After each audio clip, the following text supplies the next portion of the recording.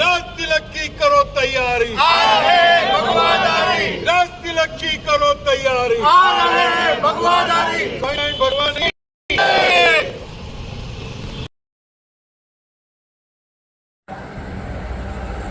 मणिनगर श्री स्वाम्यागादी संस्थानना आचार्य ज्ञान महोदधी श्री जितेन्द्रिय प्रियदाजी स्वामीजी महाराज गई रात्रे ज कच्छमांथी अमदावाद आव्या हता अने मोटी संख्यामां पूजनीय संतो पण मतदान माटे अहींया मणिनगर पधार्या हता।